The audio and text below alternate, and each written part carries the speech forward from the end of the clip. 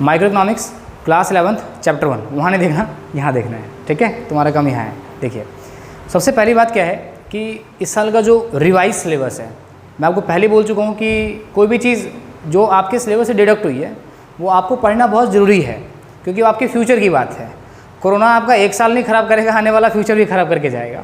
तो इसलिए बात बहुत इंपॉर्टेंट है दिमाग के अंदर कि आप जो चीज़ डिलीट हो गई है, मैं बता दे रहा हूँ चैप्टर 1 से क्या क्या डिलीट हुआ है, बट उसके साथ साथ आपको वो चीज़ें पढ़नी भी चाहिए। तो जब कभी भी टाइम मिले तो उन चैप्टर्स को गो थ्रू कर लेना। तो स्टार्ट करते हैं माइक्रो इकोनॉमिक्स के चैप्टर 1 से। इस साल के सिलेबस के हिसाब से बेसिकली पढ़ना क्या है, तो चैप्टर नंबर 1 मैंने बेसिकली आप लोगों को बताया था लास्ट क्लास में, आपका है क्या माइक्रो इकोनॉमिक्स का इंट्रोडक्शन। अगर मैं इसके एग्जामिनेशन पॉइंट ऑफ व्यू से वेटेज की बात करूं तो वो है आपकी 4 मार्क्स की। ये बात मैं आपको बता चुका था अच्छे से, क्लियर। एक तो बिल्कुल भी शाई फील नहीं करोगे डाउट पूछते टाइम में, ये मैं पहले बता रहा हूँ बार बार। अगर कुछ नहीं लिख पा रहे हो तो हाथ उठा करके पूछ लेना।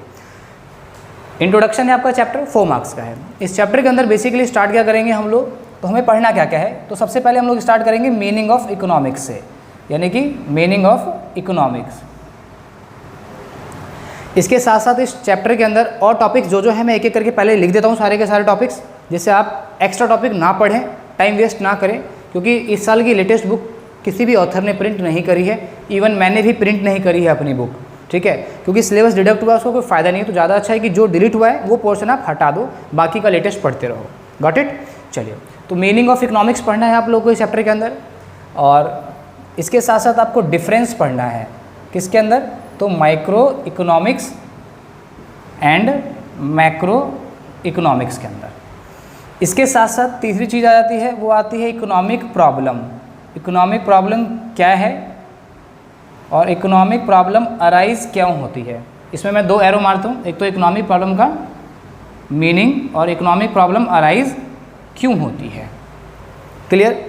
तो ये आपका इंट्रो का बेसिकली छोटा सा हिस्सा है। इसके साथ साथ आपका इसके अंदर एक और टॉपिक आएगा, that is positive economics and normative economics. तो इसमें पॉजिटिव और नेगेटिव मत बोल देना कभी किसी फ्लो में आते आते। कई बार के बच्चे जो में आ गए ना, पॉजिटिव की नॉर्मेटिव की जगह नेगेटिव बोल जाते हैं, और पॉजिटिव का मतलब वो समझते हैं यहाँ पर अच्छी अच्छी बातें होंगी, और नॉर्मेटिव का मतलब समझते हैं जहाँ पर ख़राब बातें होंगी। ऐसा नहीं है। तो ये केवल व्यूज़ हैं। व्यूज़ मतलब लाइक जब हम बात करेंगे इसके बारे में तब थोड़ा सा बात करेंगे डेप्थ में, अभी नहीं डिस्कस कर रहे हैं, ठीक है। पॉजिटिव एंड नॉर्मेटिव, तो ये एक इकट्ठा हिस्सा है आपका, ठीक है।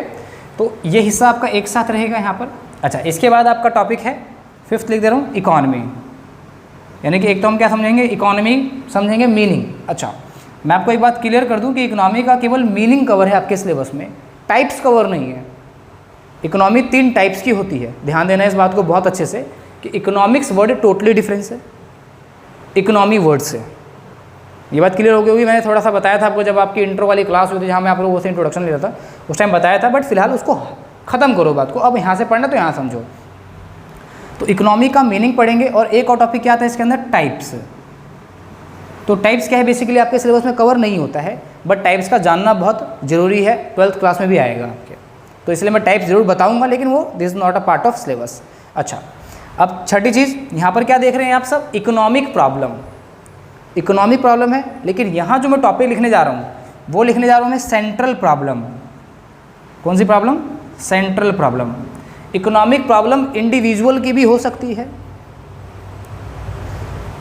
अभी आप न्यू हैं इकोनॉमिक्स में, सो दैट्स वाई आपके डाउट्स बाकी बच्चों के डाउट्स भी कवर करेंगे साथ साथ। समझ मेरी बात मैं क्या करूँ, तो मैंने क्या बोला आपको यहाँ पर, basically central problem of an economy. तो इकोनॉमिक प्रॉब्लम इंडिविजुअल की हो सकती है, इकोनॉमिक प्रॉब्लम इंडिविजुअल की भी हो सकती है, लेकिन अभी आप बोलेंगे यार इकोनॉमिक प्रॉब्लम समझ में तो आता नहीं, होता क्या है, तो अभी समझ में आएगा, तो ध्यान देना इस चीज़ को।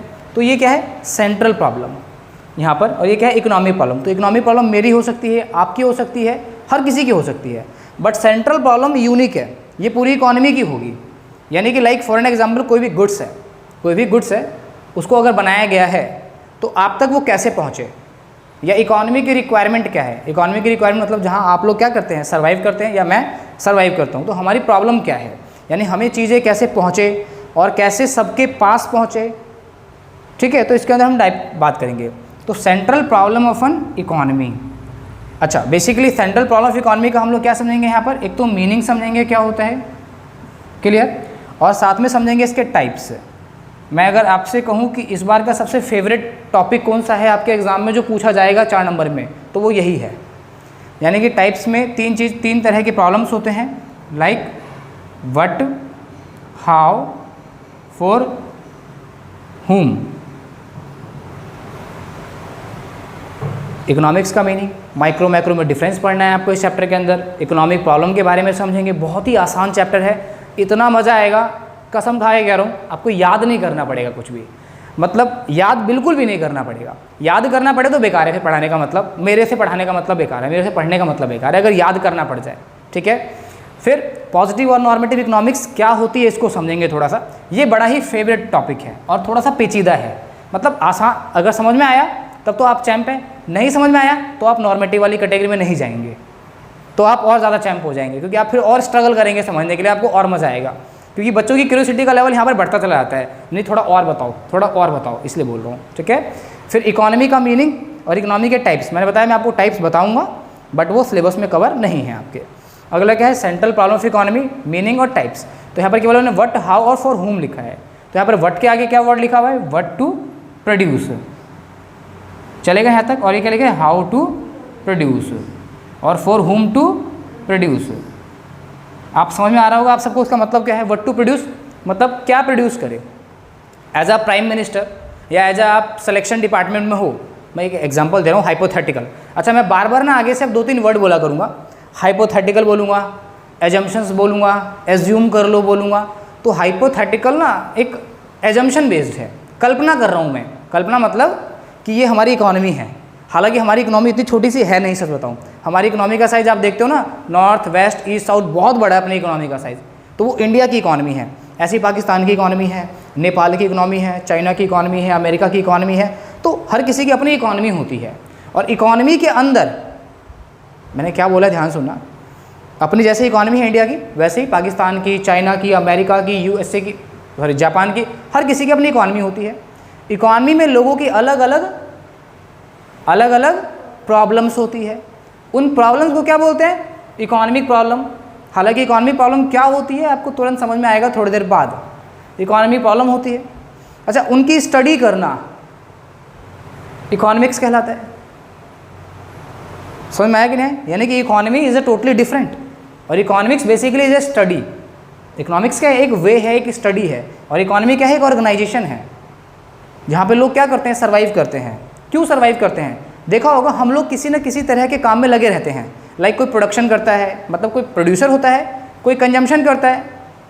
हम क्या करते हैं, कभी कभी चीज़ों को कंज्यूम करते हैं, फिर चीज़ों को प्रोड्यूस करते हैं, है कि नहीं। फिर इनका क्या होता है, डिस्ट्रीब्यूशन होता है। कहाँ पर डिस्ट्रीब्यूशन होता है, मार्केट के अंदर। तो ये एक प्रोसेस है जहाँ पे लोग क्या करते हैं, अपनी लाइवलीहुड अर्न करते हैं। लाइवलीहुड मतलब जीते हैं हम लोग, वो बात अलग है कि जीने का स्टैंडर्ड अलग अलग होता है अलग अलग लोगों का। तो ये पूरा का पूरा चैप्टर रहेगा हमारा ओवरऑल। अच्छा, इसमें से डिलीट क्या हुआ, अच्छा एक टॉपिक और है आपके सिलेबस में यहाँ पर cover, opportunity cost. Opportunity cost, तो चैप्टर 1 के अंदर बेसिकली ये टॉपिक आपका कवर है। अच्छा, चैप्टर 1 में से डिलीट क्या है, तो एक इकलौता टॉपिक डिलीट है, दैट इज़ पीपीसी कर्व।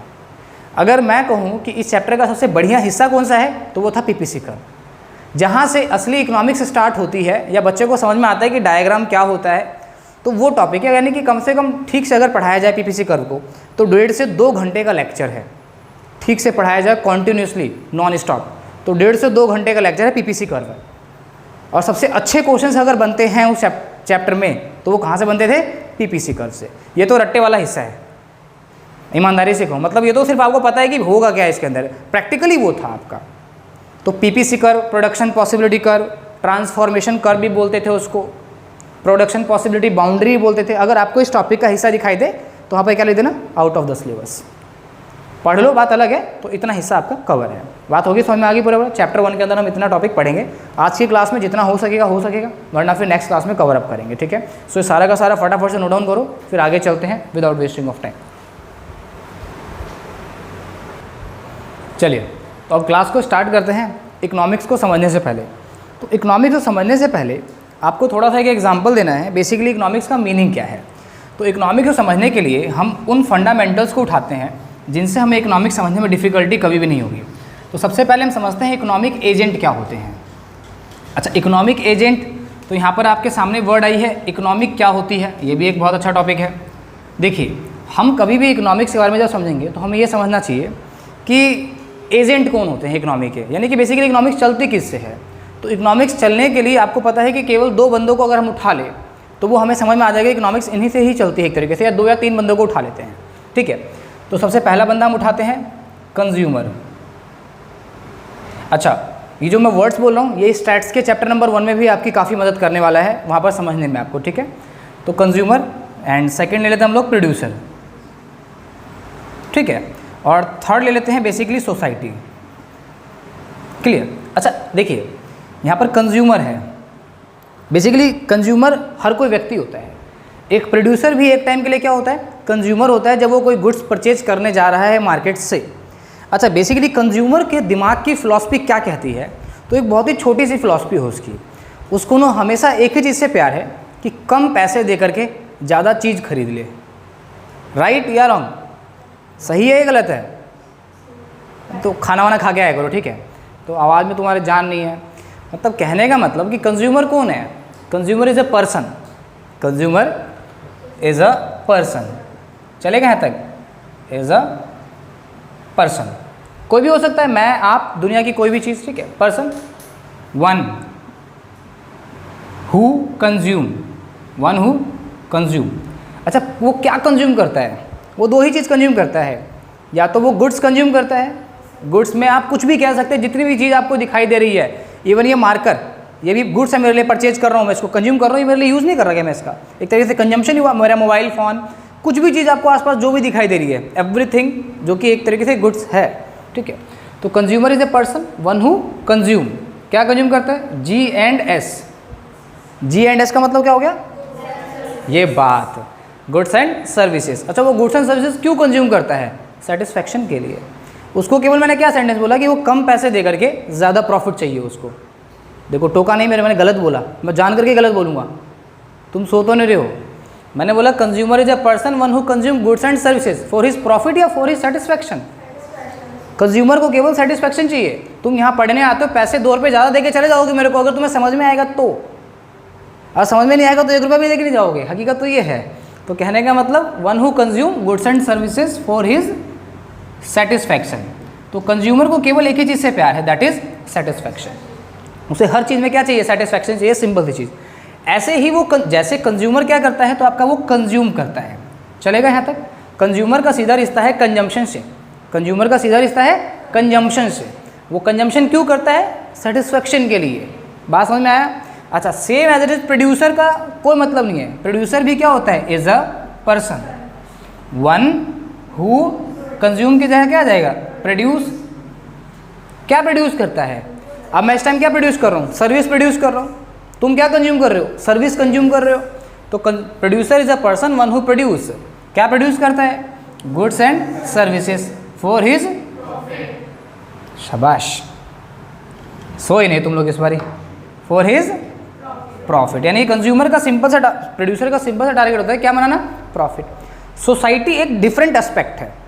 जब तुम रोड पे चलते हो, हमारा जो रोड है ना, मतलब अभी अरविंद केजरीवाल जी ने खोद दिया पूरा का पूरा, तो रास्ते बड़े बेकार हो गए हैं, नाली वगैरह मच्छर वगैरह पनप रहे हैं, लाइटें नहीं आ रही हैं प्रॉपर आ रही है, मतलब बहुत सारी प्रॉब्लम्स है एक तरीके से।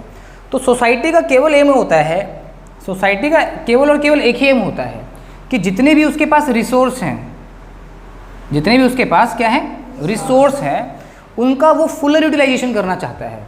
अच्छा ध्यान देना, रिसोर्स का मतलब क्या होता है, देखो एक एक चीज़ कवर होती जाएगी धीरे धीरे। रिसोर्स का मतलब क्या होता है, एनीथिंग। रिसोर्स का मतलब क्या होगा, एनीथिंग, कोई भी चीज़ which directly satisfy human wants. मतलब अगर तुम जिस चेयर में बैठे हो, ये तुम्हारे लिए क्या हो गई है, रिसोर्स। ये पंखा चल रहा है, ये एसी चल रहा है, तो उसका क्या मतलब हुआ, रिसोर्स है कहने का मतलब। तो सिंपल सी लॉजिक है, ट्यूबलाइट है, बल्ब, ये सब तुम्हारे लिए है क्या, रिसोर्स। अच्छा एक पेड़ है, पेड़ तुम्हारे लिए रिसोर्स है क्या। अब जब वो तुम्हारे को आम खिलाएगा तब रिसोर्स हो जाएगा, वैसे हवा खिलाएगा तो रिसोर्स थोड़ी ना होगा, वो तो फालतू की चीज़ हो गई। अरे पागल, बिना ऑक्सीजन के जिंदा रहोगे क्या, नहीं रह पाओगे ना। सो रिसोर्स क्या है, एनीथिंग। यानी कि रिसोर्स मतलब क्या हुआ कि एनीथिंग विच आगे बोल नहीं रहे हो, डायरेक्टली सेटिस्फाई ह्यूमन वांट्स। चलेगा यहाँ तक। अच्छा, रिसोर्स के दो फीचर्स हैं। अच्छा, एक बात याद रखना आगे से हमेशा, फीचर्स कहो, कैरेक्टरिस्टिक्स कहो, प्रॉपर्टीज़ कहो, सेम होती है एक तरीके, तीनों वर्ड एक दूसरे के सिनोनिम्स हैं। तो रिसोर्स की दो खासियत है। अच्छा, क्या खासियत है? पॉइंट नंबर 1 और पॉइंट नंबर 2। एक तो रिसोर्स लिमिटेड है, बोलो हाँ या ना। एक तो रिसोर्स क्या है? लिमिटेड है, और लिमिटेड होने के कारण उसके ऑल्टरनेटिव यूज़ हैं। ये ऑल्टरनेटिव यूज़ कई बार समझ में नहीं आता है बच्चों को।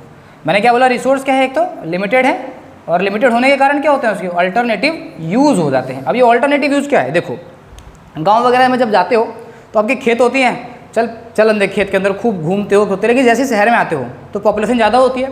तो क्या हुआ? पॉपुलेशन की वजह से क्या होता है? लोगों ने पहले घर बनाए, फर्स्ट ग्राउंड फ्लोर बनाया। अच्छा, ग्राउंड फ्लोर के बाद क्या कॉन्सेप्ट आया? उन्हें लगा कि नहीं भाई जगह कम है, तो अंडरग्राउंड बना दिया, first floor, second floor, third floor, fourth floor. Alternative use हो गया रिसोर्स का। पहले रिसोर्स क्या था? एक फिक्स लैंड है आपके पास, तो क्या करोगे? उसमें फार्मिंग कर लोगे। अच्छा, अब लोगों ने क्या बनाया? नीचे के दो प्रॉपर्टी का कमर्शियल एक्टिविटी के लिए खोल दिया, ऊपर रेसिडेंटल बना लिया कहीं ना कहीं। तो अच्छा, ऐसा हुआ क्यों? ऐसा क्यों हुआ? ऑल्टरनेटिव यूज क्यों होने स्टार्ट हो गए आपके? ऑल्टरनेटिव यूजेज क्यों होने स्टार्ट हो गए? Because resource are limited, because resource. ठीक है, समझ में आई यहाँ तक बात? अच्छा, अब रिसोर्स का मीनिंग भी तुमने समझ लिया अच्छे से। रिसोर्स के फीचर्स अगर मैं पूछूं तो क्या फीचर्स है? दो ही फीचर्स है रिसोर्स के। एक तो ये क्या होता है? रिसोर्सेज आर लिमिटेड, और दूसरा क्या है आपके पास? They have alternative uses. बात क्लियर होगी यहाँ तक? रिसोर्स का मीनिंग समझ में आ गया? अच्छा, कंज्यूमर और producer. Consumer is a person one who consume goods and services for his, रट्टा मारोगे इसको मेरी तरह, समझ में आ गया? Producer is a person one who produce goods and services for his profit. बात क्लियर होगी? अच्छा, सोसाइटी का मतलब क्या बताया मैंने? सोसाइटी का केवल और केवल एक ही एम होता है कि जो भी उसके पास रिसोर्स है वो उनको क्या कर पाए? फुली यूटिलाइज कर पाए। क्या कर पाए? फुली यूटिलाइज कर पाए। फुली यूटिलाइज का मतलब क्या हुआ? जैसे कि मान लो मुझे पता है कि मेरी कैपेसिटी है 8 घंटे काम करना, ठीक है। अब मैं 8 घंटे जब काम करने जाऊंगा, लेकिन मुझे पता है मैं 2 घंटे और भी कर सकता हूँ, ठीक है, तो मैं करूँगा कि नहीं करूँगा? अच्छा, इसका मतलब एक और तरीके से हम समझ सकते हैं फुल यूटिलाइज का मतलब। मान लीजिए कि एक मैकेनिक है, अगर आप बाइक अपनी ठीक करनी स्टार्ट करो तो क्या आप बाइक को उतनी फास्ट ठीक कर पाओगे जितना आपका मैकेनिक ठीक कर पाएगा? तो यानी कि जो रिसोर्सेज हमें क्या करना चाहिए? उसका फुली यूटिलाइज, यानी कि जो बंदा जिस काम में एक्सपर्टाइज है उसे वो काम करते रहना चाहिए। मुझे पता है कि मैं इकोनॉमिक्स अच्छा पढ़ा सकता हूँ, that's why I am teaching. मुझे पता है कि मुझे अकाउंट्स भी अच्छी आती है, बिजनेस स्टडी भी अच्छी आती है, मैथ्स भी आती है, बट मैं नहीं घुसता उसके अंदर, क्योंकि मेरे को पता है मेरा इंटरेस्ट ऑफ फील्ड ही नहीं, क्योंकि लगातार 10 साल से मैं एक ही चीज़ के टच में हूँ। तो हमेशा स्पेशलाइजेशन होता है। तो जितने भी रिसोर्स होते हैं हमें क्या करना चाहिए? उसका फुली यूटिलाइज करना चाहिए। फुली यूटिलाइज की जगह पर आप एक और वर्ड यूज कर सकते हो, ऑप्टिमम यूटिलाइजेशन। क्या? ऑप्टिमम। ऑप्टिमम मतलब एक जो रिसोर्स है उस फिक्स लैंड के अंदर कितनी लेबर लगनी चाहिए और कितनी मशीन लगनी चाहिए वो आपको पता होना चाहिए। तो हर सोसाइटी क्या चाहती है कि उसका एक एम होता है कि जितने भी रिसोर्सेज हो उसका फुली यूटिलाइजेशन होना चाहिए। लाइक इंडिया की इकॉनमी है, अब इकॉनमी का क्या टारगेट होगा कि जितने भी लोग हैं, अब लोगों को क्या मिलना चाहिए? पूरा रोजगार मिलना चाहिए, और जो बच्चे पढ़ने वाले उनको अच्छी एजुकेशन मिलनी चाहिए, तो उनका रिसोर्सेज का फुल यूटिलाइज हो। बट अगर उनको काम ना मिले, वो अनएम्प्लॉयड रहेंगे, तो यानी कि वो रिसोर्स हमारी फुली यूटिलाइज नहीं हो रही है। अच्छा, वो क्यों नहीं हो रही होगी? 2 रीजन हो सकते हैं। क्या पता वो स्किल ना हो, जो फ्यूचर की रिक्वायरमेंट है उसके हिसाब से वो फुलफिल ना करो। अब जैसे कि थोड़ा सा एग्जांपल देख लो, आजकल जो एटीएम मशीन आ गई है, अब एटीएम मशीन या पासबुक वगैरह हमारे बैंक में हुआ करता था, तो एटीएम मशीन का काम क्या होता है कि आप डायरेक्ट कैश विड्रॉ कर सकते हो, कैश डाल सकते हो जाकर के उसके अंदर से। तो यानी कि ऑटोमेटिकली जो बंदा क्लर्क वहाँ पर होता था या जो कैशियर होता था उसका काम लगभग क्या हो गया?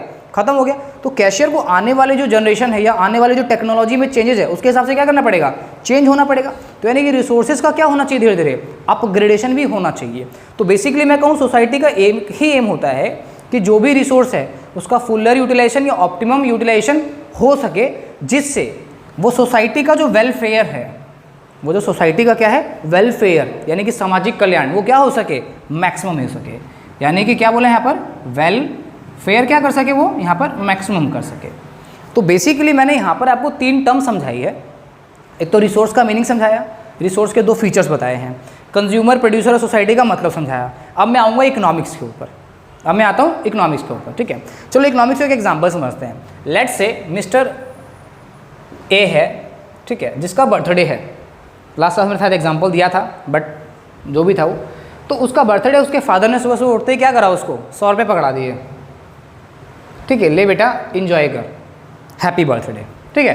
तो 100 रुपये पकड़ा दिए उसके फादर ने, हालांकि 100 रुपये में कुछ होता नहीं है, हमारे टाइम में 10 रुपये पकड़ा दे बहुत बड़ी बात होती थी, 10 रुपये पकड़ा दे पापा बहुत बड़ी बात है, 10 रुपये तो शायद ही मिले होगा, अभी 2 रुपये भी बहुत बड़ी बात होती थी हमारे टाइम में, 2008-9 की बात है, ठीक है। बट आज के टाइम में 100 भी पकड़ा दे पापा, इससे क्या होगा?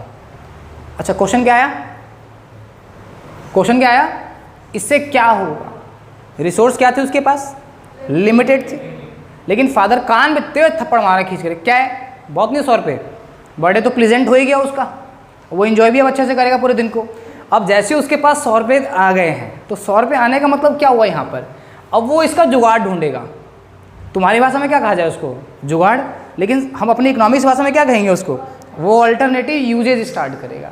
अच्छा ये ऑल्टरनेटिव यूज क्यों ढूंढना स्टार्ट किया, क्योंकि उसके पास जो पैसे हैं या पैसा है वो क्या है, लिमिटेड है, तो लिमिटेड होने के कारण से क्या करा उसने, ऑल्टरनेटिव यूज, 100 रुपये में 10 रुपये के मोमोज लाऊंगा, 10 रुपये के फ्रेंच फ्राई ले आऊँगा, एक कोक की बोतल ले आऊँगा, एक 10 वाली पेस्ट्री ले आऊँगा, एक 2 वाली मोमबत्ती ले आऊँगा, और दोस्तों से कहूँगा गिफ्ट और लेके आ जाओ मेरे साथ, ठीक है, और हैप्पी बर्थडे कर लेंगे, जो भी एक एग्जाम्पल था, समझ में आया। अच्छा जरा समझो, तो बेसिकली यहाँ पर इन द सेट, मतलब in the context of economics कहें तो ये जो मिस्टर ए है वो क्या कर रहा है, अपने आप को किसी न किसी तरीके से सेटिस्फाई कर रहा है, राइट या रॉन्ग, यानी कि जो भी चीज़ उसके पास अवेलेबल है उसको वो क्या करे, फुल यूटिलाइज करने की कोशिश करेगा, 10 रुपये बचा भी लूँगा कल के लिए, है ना, तो वो फुल यूटिलाइज कर रहा है। तो बेसिकली इकोनॉमिक्स क्या है, तो इकोनॉमिक्स एक स्टडी है, इकोनॉमिक्स क्या है, स्टडी है ह्यूमन बिहेवियर की, ह्यूमन बिहेवियर की स्टडी जब कहा जाता है तो कई लोग कहते हैं कि साइकोलॉजी हम पढ़ रहे हैं, साइकोलॉजी की बात नहीं कर रहा हूँ, human behaviour in the sense कि हम बात कर रहे हैं कंज्यूमर के सेंस में, प्रोड्यूसर के सेंस में, सोसाइटी के सेंस में, हम इस सेंस में बात कर रहे हैं। तो आपको पता है कंज्यूमर का सीधा मसला कुछ नहीं होता, कंज्यूमर को कम पैसे देकर ज़्यादा चीज़ पकड़ा दो खुश रहता है, और अगर क्वालिटी अच्छी दे दो तो बार बार आएगा आपके पास। ऐसी प्रोड्यूसर का काम होता है, उसे केवल क्या चाहिए, वो तो आपको एक्सपायरी भी बेच देगा अगर उसका मन चलेगा, तो उसका बस चले तो वो क्या बेच दे, एक्सपायर चीज़ भी बेच दे आपको। तो कहने का मतलब इकोनॉमिक्स को अगर थोड़ा समझें हम लोग, तो मैंने क्या बोला, इकोनॉमिक्स क्या है, एक साइंस है। आज के कंटेक्स्ट में मैं आपको डेफिनेशन समझा रहा हूँ, मैं आज के कंटेक्स्ट में आपको डेफिनेशन समझा रहा हूँ, मैं प्रीवियस डेफिनेशन के बारे में बाद में बात करूँगा कि इकोनॉमिक्स की डेफिनेशन कहाँ से आई, इकोनॉमिक्स वर्ड कहाँ से आया, इन सब के बारे में आएंगे लेकिन थोड़ा देर बाद। तो इकोनॉमिक्स क्या है, एक साइंस है, यानी कि साइंस कोई भी चीज़ हो सकती है जहाँ पर साइंटिफिक मैनर में स्टडी करी जाती है। साइंस मतलब कुछ नहीं होता है, सिंपल सी चीज़, साइंस मतलब एक खाली इस चीज़ को कहते हैं जहाँ पर साइंटिफिक तरीके से स्टडी करी जाती है। तो इकोनॉमिक्स क्या है, साइंस है, किसका साइंस है, ह्यूमन बिहेवियर का। लेकिन ह्यूमन बिहेवियर के बारे में जब बात करें तो आपको क्या दिखाई देता है, इकोनॉमिक साइंस है, किसका साइंस है, जहाँ पर स्टडी करी जाती है, किसकी, लिमिटेड रिसोर्सेज की। ह्यूमन बिहेवियर तो आएगा ही आएगा, किसकी स्टडी करी जाती है, लिमिटेड रिसोर्सेज। ये जो मिस्टर ए है बहुत खुश था अभी तक, क्योंकि उसके पास 100 रुपये थे। अगर उसके फादर वो ऑप्शन चेंज कर दें, कहे कि बेटा 100 की जगह 1000 पकड़ ले, 100 की जगह 1000 पकड़ ले, तो क्या करेगा वो इस केस के अंदर, तो भी फिर 1000 रुपये में ऑल्टरनेटिव यूज स्टार्ट करेगा। अच्छा 1000 में 200, अब बंडल उसका बड़ा हो जाएगा, अब 10 की जगह पर 100 वाले में जाएगा, लेवल ही बड़ा हो जाएगा। अभी वो थोड़ा सा अपने आसपास देख रहा होगा, अब वो मॉल वगैरह में पहुँचेगा, थोड़ा सा उसका चेयर करने का तरीका थोड़ा सा अलग हो जाएगा। तो कहने का मतलब कि हम अपनी चॉइसेस को प्रेफर करते हैं अपने बंडल के हिसाब से, यानी अपनी इनकम के हिसाब से। हम उस पर नहीं आ रहे हैं, बाद में आएंगे उस सब पे। तो बेसिकली इकोनॉमिक्स क्या है, कि स्टडी है साइंटिफिक मैनर में, जहाँ पर आपने क्या समझा, रिसोर्सेज लिमिटेड है, और इस लिमिटेड रिसोर्सेज को ऐसे बांटा जाए इन लिमिटेड। अच्छा एक बात, तो कंज्यूमर के लिए रिसोर्स लिमिटेड नहीं है क्या, कंज्यूमर के लिए रिसोर्स लिमिटेड नहीं है क्या, अरे बहुत सरप्राइज आंसर है, कंज्यूमर के लिए रिसोर्स लिमिटेड नहीं है क्या, अरे जो कंज्यूमर है उसके लिए रिसोर्सेज लिमिटेड नहीं है, हाँ या ना। अच्छा प्रोड्यूसर के लिए लिमिटेड है कि नहीं है, वो भी खरीद के तभी ना प्रोड्यूस करेगा, ये थोड़ी ना कि मेरा पूरा का पूरा गांव है जहाँ से मट्टी उठाऊंगा वहीं से ईंट बनाना स्टार्ट कर दूंगा, ऐसा है क्या, नहीं है ना कभी भी। तो कंज्यूमर क्या करेगा, जो भी लिमिटेड रिसोर्स है उससे वो सेटिस्फैक्शन अपनी मैक्सिमाइज कर ले, और प्रोड्यूसर क्या करेगा, जो भी उसके पास रिसोर्सेज हैं उसे अपने प्रॉफिट को मैक्सिमाइज करेगा, और सोसाइटी क्या करेगी, जो भी उसका वेलफेयर है उसको क्या करेगी, मैक्सिमाइज करेगी।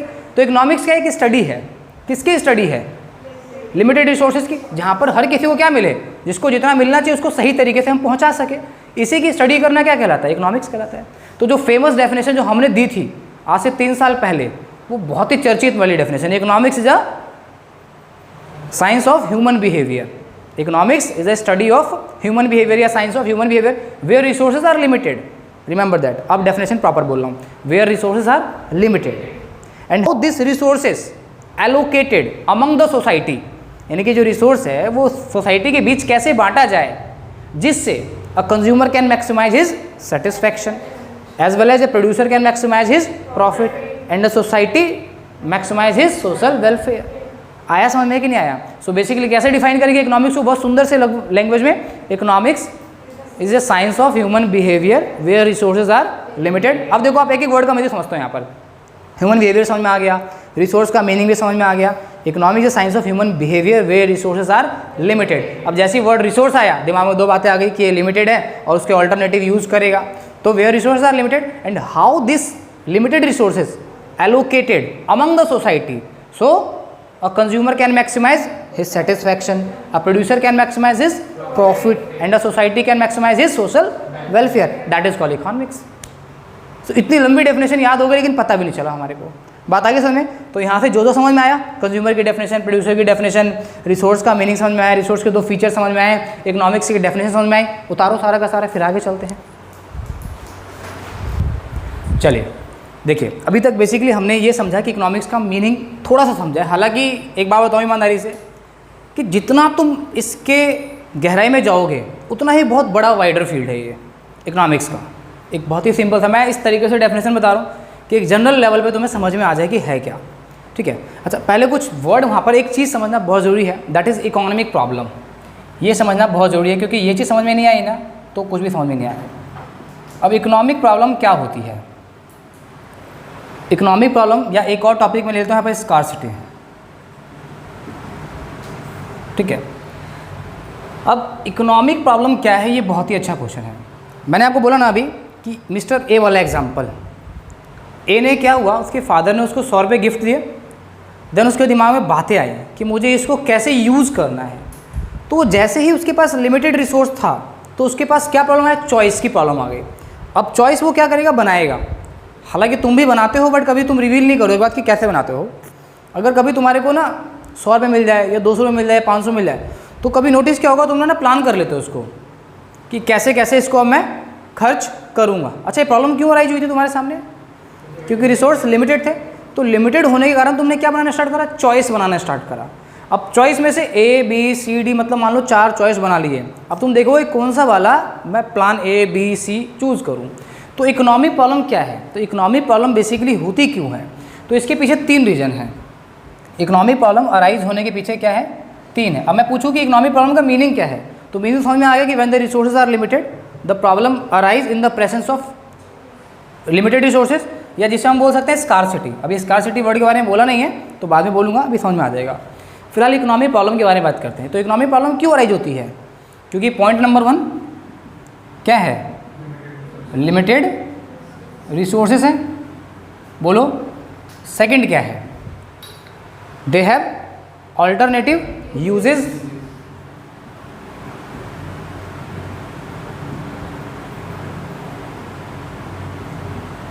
ठीक है? तो रिसोर्सेज के बारे में अगर बात कहा जाए तो एक तो वो लिमिटेड होती है और क्या होते हैं उसके, दे हैव ऑल्टरनेटिव यूजेज। अब ऑल्टरनेटिव यूजेज है और इकोनॉमिक प्रॉब्लम अराइज होने का जो सबसे इम्पॉर्टेंट कॉज है, सबसे इम्पॉर्टेंट मतलब वो सबसे बड़ी समस्या का जड़ है कि जो हमारी वांट्स हैं, जो हमारी वांट्स हैं भैया, इसके आगे कोई चीज़ टिकती नहीं है। हमारी वांट्स है वो अनलिमिटेड है क्या, लिमिटेड है? हमारी वांट्स क्या है, अनलिमिटेड। अच्छा, अनलिमिटेड वांट्स का एग्जांपल मैं तुम्हें समझाऊं तो सबसे प्यारा एग्जांपल जो मेरा लगता है वो तुम्हें समझाता हूँ, दूल्हे वाला, ठीक है? थोड़ा सा ऑर्थोडॉक्स टाइप का एग्जांपल है, मतलब पुरानी विचारधारा वाला। देखो, दूल्हा क्या करता था, जब 1940 1950 का टाइम था तो ना जब उनकी शादी होती थी तो उसको ना क्या चाहिए होता, मनोरंजन के लिए ना रेडियो चाहिए होता था। यानी कि गिफ्ट में या तो उसको रेडियो दे देते थे या उसको साइकिल दे देते थे। फिर 1960 1970 गया, फिर थोड़ा टाइम आया, अब उसको 80 तक आते आते जो उसको साइकिल की जगह पर अब उसको बाइक वगैरह चाहिए होती है नॉर्मली। बाइक में फिर थोड़ा टाइम और चेंज तो बुलेट पे आ गया वो, फिर थोड़ा और टाइम चेंज हुआ तो कार पे आ गया। यानी कि उसकी वांट्स क्या हैं, अनलिमिटेड है। अच्छा, इसका एक और एग्जांपल प्रैक्टिकल तुम्हें दिखाऊं तो तुम्हारे सामने मनोरंजन का साधन, मनोरंजन का साधन तुम कैसे करते थे, याद करो। सबसे पहले radio, then black and white TV, Doordarshan के जो आप बीती वगैरह तुम्हारे फेवरेट सीरियल हुआ करते थे। फिर कलर टीवी, कलर के बाद एलसीडी, एलसीडी के बाद एलईडी, अब तो खैर प्लाज्मा आ गया है। आया समझे कि नहीं है? ऐसे तुम्हारे मनोरंजन के लिए पहले तुम आउटडोर जाया करते, अब इंडोर ही तुम्हारे मोबाइल में डिस्प्ले में सब कुछ हो जाता है, ठीक है कि नहीं? लूडो तक तुम खेल लेते हो उसके अंदर इवन, चाहे मेरा दोस्त कहीं भी हो। तो कहने का मतलब क्या है कि हमारे जो वांट्स हैं वो अनलिमिटेड है। अच्छा, ये गलत नहीं है, वांट्स हमारी अनलिमिटेड है, तभी तो हम रिसोर्सेज का यूज़ समझ पा रहे हैं अच्छे से। अगर हमारी वांट्स अनलिमिटेड नहीं होती तो शायद तुम्हारे साथ और बच्चे नहीं पढ़ पाते, या जिस तरीके से कोविड हुआ, जिस तरह पेंडेमिक हुआ, उससे तो बाकी बच्चे तो पढ़ ही नहीं पाते एक तरीके से, अगर हम टेक्नोलॉजी को इस तरीके से मॉडर्नाइजेशन नहीं करते तो। लिमिटेड रिसोर्स तो पता है तुम्हारे को क्या होता है। अच्छा, दे हैव ऑल्टरनेटिव यूज भी पता चल चुका है तुम्हारे को कि मान लो एक पीस ऑफ लैंड है तुम्हारे सामने, तो उसके क्या करोगे तुम, फर्स्ट फ्लोर, सेकंड फ्लोर, या उसी में क्या करोगे, डिफरेंट डिफरेंट यूज के हिसाब से उसको डिवाइड कर दोगे। और ह्यूमन वांट्स आर अनलिमिटेड। तो अगर पूछा जाता है कि इकोनॉमिक प्रॉब्लम क्यों अराइज होती है, तो इकोनॉमिक प्रॉब्लम अराइज होने के पीछे 3 कारण हैं। ये चीज़ क्लियर हो गई? अच्छा, इकोनॉमिक प्रॉब्लम क्या हर किसी की नहीं है बताओ, या सिर्फ किसी कुछ लोगों की होती है? अच्छा, क्या ये चीज़ रिचर क्लास की नहीं होती प्रॉब्लम? क्या रिचर क्लास के पास अनलिमिटेड रिसोर्स होते हैं? नहीं होता है ना। क्या उनकी वांट्स अनलिमिटेड नहीं होती है? तो यानी कि सोसाइटी में कोई भी बंदा क्यों ना हो, हर किसी के सामने इकोनॉमिक प्रॉब्लम होती है। इकोनॉमिक प्रॉब्लम क्यों अराइज होती है वो तो तुम्हें खैर याद ही हो गया आज के बाद, तो बात आगे समझें। अच्छा, स्कार्सिटी क्या है? स्कार्सिटी को समझने के लिए सबसे अच्छा एग्जांपल मैं कहता हूँ कि लाइक आप इसको समझिए इस तरीके से। लाइक मेरे पास 10 kg कुछ भी चीज़ ले लो, 10 kg मान लो मेरे पास ओनियन है, ठीक है, और मेरे पास जो लोग हैं, ठीक है, वो है 20। अब मान लो मुझे पर पर्सन कितना देना है, 1 kg ओनियन उनको देना है। तो इसका मतलब क्या समझ आता है कि 10 लोगों को मिल पाएगा और 10 लोगों को नहीं मिल पाएगा। तो इसके लिए क्या हो जाएगी, ये चीज़ स्कार्सिटी हो जाएगी। स्कार्सिटी दुर्लभ बोलते हैं, मतलब इसके पास ये नहीं पहुँचेगी तो बाकी 10 लोगों के लिए क्या हो जाएगी, वो स्केयर हो जाएगी, एक तरीके से स्कार हो जाएगी। तो स्कार्सिटी क्या है कि जब रिसोर्सेज की अवेलेबिलिटी कम होती है लेकिन उसकी डिमांड क्या होती है, ज़्यादा। तो यानी कि स्कार्सिटी को समझने का सिंपल सा तरीका होता है कि जब डिमांड ज़्यादा होती है किससे, सप्लाई से। लेकिन मुझे स्कार्सिटी को डिफाइन करने में ना मज़ा नहीं आता है ऐसे। मुझे ना सबसे अच्छा एग्जांपल लगता है वाटर। हालांकि जब तुम थोड़े बड़े हो जाओगे, नेक्स्ट एकेडमिक ईयर में जाओगे, 12th के बाद ग्रेजुएशन में जाओगे, तो यहाँ पर एक बड़ा ही अच्छा कॉन्सेप्ट है, that is called water diamond paradox. Paradox मतलब होता है विरोधाभास। विरोधाभास समझते हो कि वो पढ़ने में होशियार था बट फिर भी उसके कम नंबर आए, ऐसा क्यों हुआ? तो उसके बहुत सारे रीज़न हो सकते हैं, दैट इज़ कॉल्ड पैराडॉक्स। कि कोई चीज़ अगर इतनी अच्छी है तो उसकी कुछ बुराइयाँ भी होती हैं। अच्छा, वाटर डायमंड पैराडॉक्स क्या है ज़रा समझना, थोड़ा सा बता रहा हूँ, पता नहीं समझ में आएगा कि नहीं आएगा तुम्हें, क्योंकि अभी तुम्हारा दिमाग इतना बड़ा है नहीं कि तुम सब चीज़ समझो। वाटर एंड डायमंड, अच्छा ये बात तुम्हें पता है कि वाटर भी लिमिटेड है, बोलो हाँ या ना, और डायमंड भी, लेकिन तुम वाटर के लिए पे नहीं करते हो या पे करने के लिए तैयार नहीं हो, बट वाटर के लिए खूब सारा पैसा देने के लिए तैयार हो, राइट या no? That is called water diamond paradox. ये फिलॉसफी है बेसिकली एडम स्मिथ की, मतलब समझना, बाद में वो डिपेंड करता है यूटिलिटी पे उसकी, कि लोग वाटर को यूटिलिटी नहीं समझते, उसके यूज़ के हिसाब से हो सकती है बात, बट एक कन्फ्लिक्ट है कि नहीं दोनों में, ये भी लिमिटेड है, ये भी लिमिटेड है, बट इसके लिए तुम पे नहीं करते हो, या पे करते हो तो कुछ पे करते हो, बट इसके लिए तुम पे करने के लिए बहुत ज़्यादा तैयार हो। ठीक है, ये अच्छा क्वेश्चन, जब कभी सीनियर क्लास में जाना तो पढ़ना वहाँ पर। तो ये था वर्ड। अच्छा, यहाँ पर मैं स्कार्सिटी को समझाने के लिए अच्छा सा तरीका समझा रहा था कि देखो, मान लो कोई भी चीज़, ठीक है, जैसे वाटर की बात करते थे मैं, अच्छा वाटर की फ़िलहाल प्राइस नहीं है, तो अगर मान लो आपको पता है कि वाटर का जो प्राइस है वो क्या है, 0 है, ठीक है, बट 0 लेवल पर भी अगर तुम अपने दिल्ली में तो शायद पानी की इतनी प्रॉब्लम नहीं है, खैर आप राजस्थान की तरफ चले जाओ, यानी कि कुछ इंडिया में ऐसे स्टेट हैं जहाँ पर आपको पानी की बहुत दिक्कत है, और आप वर्ल्ड की हिस्ट्री में, वर्ल्ड में जाओगे अगर, तो अफ्रीका की तरफ चले जाओ तो पानी की कितनी दिक्कतें हैं ये बात सबको पता है। तो कहने का मतलब क्या हुआ कि वाटर में वाटर की अवेलेबिलिटी नहीं है, या वाटर का प्राइस क्या है, 0 है एक तरीके से, बट फिर भी इसकी डिमांड क्या है, ज़्यादा है इसकी सप्लाई से, तो क्या हम इसे स्कार्सिटी नहीं कहेंगे? ऑफकोर्स कहेंगे। तो कोई भी चीज़ जिसका प्राइस 0 ही क्यों ना हो, मैंने क्या बोला है, at a 0 level of price, at a 0 level of price, चाहे उसका प्राइस 0 ही क्यों ना हो, but demand exceed supply, that is called scarcity. लेकिन उसकी डिमांड क्या होगी, ज़्यादा होगी अगर उसकी सप्लाई से, तो उसे हम क्या बोलेंगे, स्कार्सिटी। और दूसरा जो मैंने बताया वो भी बहुत आसान डेफिनेशन है कि स्कार्सिटी को आपकी टीचर को बड़ी डेफिनेशन वाली पसंद आएगी, क्योंकि उनके सामने 2-3 किताबें होती हैं और उसमें जो लिखा होता है अगर वो बोल दोगे तो वो खुश हो जाते हैं, मोगेम्बो खुश हुआ वाली बात है। और उससे थोड़ा सा भी अलग बोल दोगे अगर, तो बहुत सारी समस्याएं उत्पन्न हो जाती है, फिर उन्हें थोड़ा पढ़ना पड़ता है ज़्यादा, ये दिक्कत हो सकती है। तो स्कार्सिटी को कैसे डिफाइन करोगे, अवेलेबिलिटी ऑफ रिसोर्सेज, ठीक है, जब क्या होंगी, कम होंगी, क्या, उसकी सप्लाई के कंपैरिजन, ठीक है। यहाँ पे सप्लाई ज़्यादा नहीं लिखा है, अवेलेबिलिटी ऑफ रिसोर्स क्या है, कम है, तो इसको थोड़ा समझना है इस चीज़ से, ठीक है, क्लियर। तो स्कार्सिटी बेसिकली क्या है, एक सिचुएशन है जहाँ पर डिमांड ज़्यादा होती है सप्लाई से, चाहे उसकी प्राइस 0 ही क्यों ना हो। और अगर ज़्यादा डिबेट करना स्टार्ट कर दे टीचर, तो वाटर डायमंड पैराडॉक्स समझा दो। मैम चलो एक सामने आपके कहते हैं जीरो का क्या मतलब है यहाँ पर, जीरो लेवल का। मैम एक एग्जांपल है वाटर और डायमंड का। वाटर का आप पे करते हो कुछ भी, बोलेगी ऑफकोर्स नहीं, बट डायमंड का पे करने के लिए तैयार हो, जबकि दोनों ही क्या है, लिमिटेड है। तो स्कार्सिटी को समझने के लिए क्या जीरो प्राइस लेवल एग्जाम्पल कम है, यानी कि कहने का मतलब इस टेबल की कीमत चाहे कुछ नहीं है, लेकिन मांगने वाला 2 बंदे हैं, लेकिन है कितना है टेबल, एक ही है, तो मिलेगा तो किसी एक को ही ना, चाहे इसका प्राइस मैं फ्री में ही क्यों डिस्ट्रीब्यूट ना करूँ। बात आई समझ में कि नहीं आई। तो इसे बोलते हैं स्कार्सिटी। तो स्कार्सिटी या इकोनॉमिक प्रॉब्लम, ये एक दूसरे के क्या है, रूट कोज हैं। क्योंकि आपको समझ में आ गया इकोनॉमिक प्रॉब्लम या स्कार्सिटी। स्कार्सिटी का एक तरीके से मतलब क्या हुआ, सिंपल सी भाषा में, लिमिटेड रिसोर्स। स्कार्सिटी क्यों अराइज हो रही है, लिमिटेड। तो क्वेश्चन उठता है कि इकोनॉमिक प्रॉब्लम क्यों अराइज होती है या स्कार्सिटी क्यों अराइज होती है, दुर्लभता क्यों उत्पन्न होती है। तो आपके सामने ये 3 रीजन है, बहुत सुंदर से। बात आगे समझ में यहाँ तक, क्लियर। इसको नोट डाउन करो, फिर इकोनॉमिक्स की और डेफिनेशंस के ऊपर थोड़ा सा एक्सप्लोर करते हैं फटाफट से। चलिए अब बात करते हैं बेसिकली इकोनॉमिक्स की फेमस डेफिनेशंस के बारे में। सबसे इम्पॉर्टेंट चीज़, इकोनॉमिक्स वर्ड जो है ग्रीक लैंग्वेज के वर्ड से मिला है, दैट इज ओइकोनीमिया, ठीक है। हालांकि ओइकोनीमिया का तुमसे मीनिंग नहीं पूछता है, बट अगर मीनिंग पूछ ले तो ओइको प्लस नीमिया मतलब management of household sector. House hold sector को क्या करना, मैनेज करना, बेसिकली ओइकोनीमिया। अच्छा, इकोनॉमिक्स का पुराना नाम क्या है, इकोनॉमिक्स वर्ड मिला कहाँ से, तो मिला आप लोगों को ग्रीक लैंग्वेज के ओइकोनीमिया से। ओइकोनीमिया मतलब होता है क्या है, management of household sector, simple सा मतलब। अच्छा, इकोनॉमिक्स वर्ड का फर्स्ट टाइम यूज जो किया था वो किया था एल्फ्रेड मार्शल ने।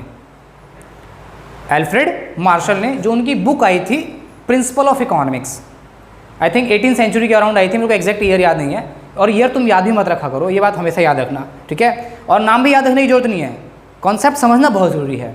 तो बेसिकली इकोनॉमिक्स वर्ड इतना इंपॉर्टेंट था नहीं, बट फिर भी मैंने आपको बता दिया, क्योंकि आपको कोई यूपीएससी का एग्जाम तो देना नहीं है कल को, है कि नहीं। तुम्हें आईएएस ऑफिसर तो बनना नहीं है अभी कि तुरंत तुम्हें पूछना हो या एसएससी का एग्जाम क्रैक करना हो। तो इकोनॉमिक्स का बेसिकली जो वर्ड था मैं समझाया।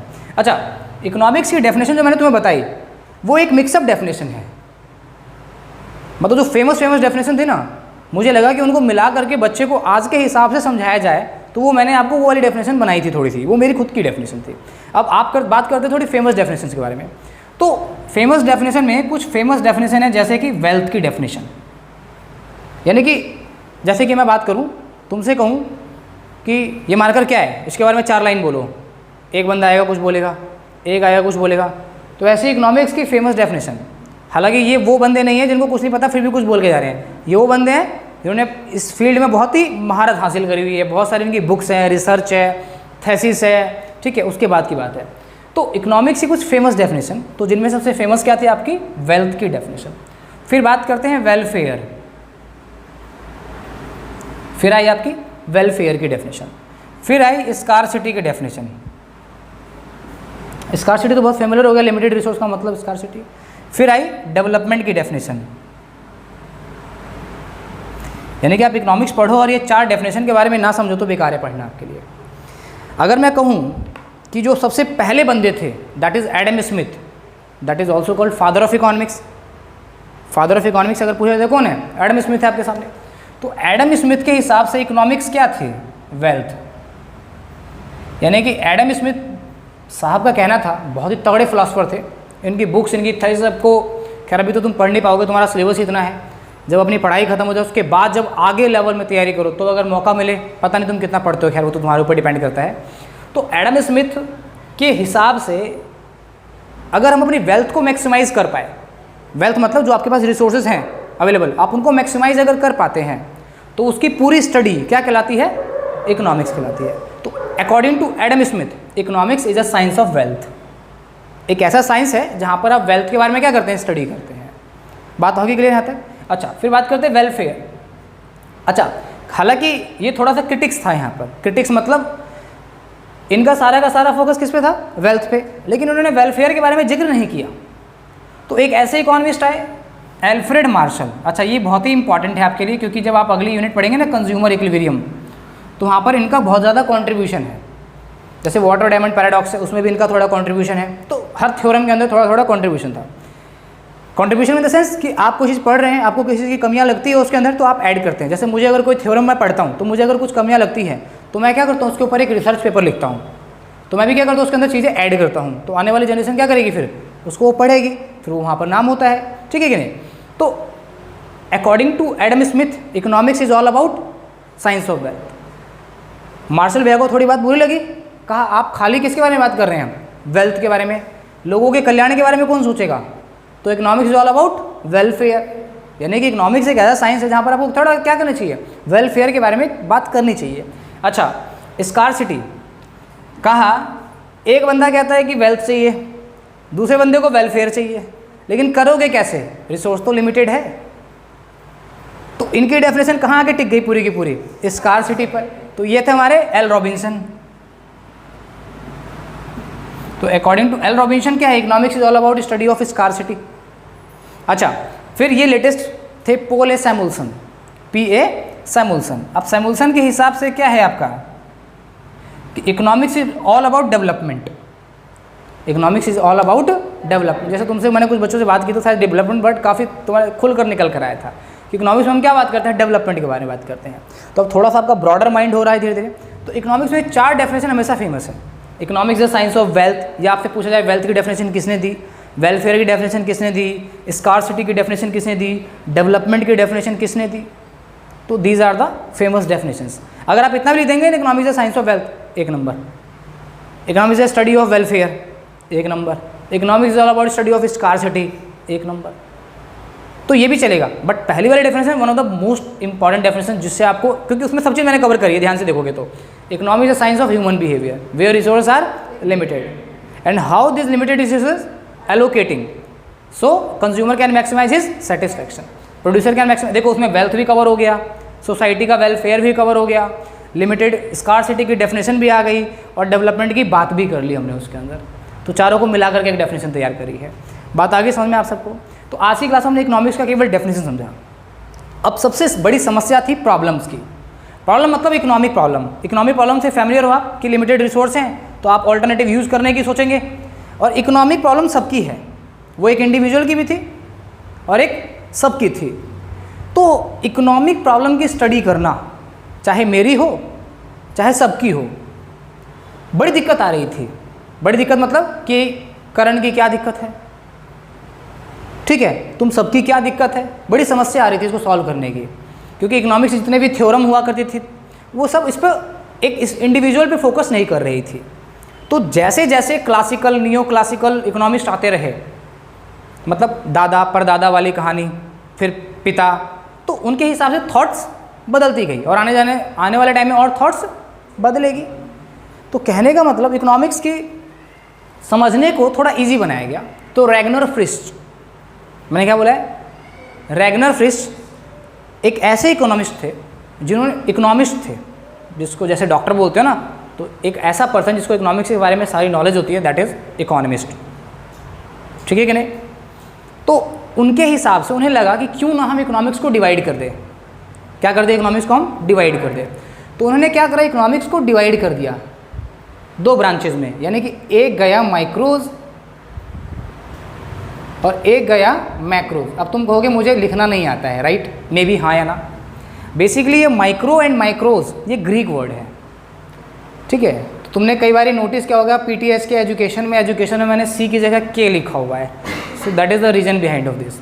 अब जिसको जो बोलना होता है वो बोल दिया करो, मुझे कोई फ़र्क नहीं पड़ता उससे, ठीक है। कभी फ्लिपकार्ट में जाकर शॉपिंग करते रहे हम देखा है फ्लिपकार्ट में सी लिखा होता है या के लिखा होता है, हालांकि कार्ट की स्पेलिंग CART होती है, तो KART लिखा होता है वहाँ पर, तो कभी कंप्लेन किया है नहीं ना। तो मेरी मर्जी है, मैं एजुकेशन को सी लिखूँ चाहे के लिखूँ, किसी को बुरा लगता है तो बुरा लगे, ठीक है कि नहीं। तो माइक्रोज एंड मैक्रोज। तो इकोनॉमिक्स को हम दो ब्रांचेज में डिवाइड किया। अच्छा, डिवाइड किसने किया? रैगनर फ्रिस्ट ने। रेंजर साइकिल होती थी ना तुम्हारी, उससे याद रख लेना, रैगनर फ्रिस्ट, ठीक है। और एमसीक्यू में ऑप्शंस आता है वैसे भी तुम्हारे सामने, तो उसमें से रेंजर साइकिल अपने आप दिख जाएगा नाम, तो समझ में आ जाएगा। इकोनॉमिक्स को दो पार्ट्स में डिवाइड किया, माइक्रोज एंड मैक्रोज। तो these are the Greek word. अब थोड़ा ध्यान दो, तो इंडियन में हम कैसे लिखते हैं इसको? माइक्रो यानी कि MICRO और यहाँ पर MACRO।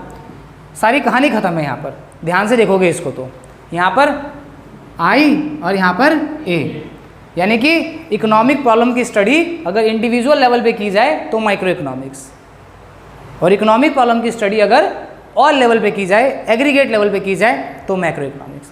तो अगली क्लास में माइक्रो और मैक्रो में डिफरेंस देखेंगे, एक दो डिफरेंस नहीं देखेंगे, कम से कम 7-8 डिफरेंस देखेंगे।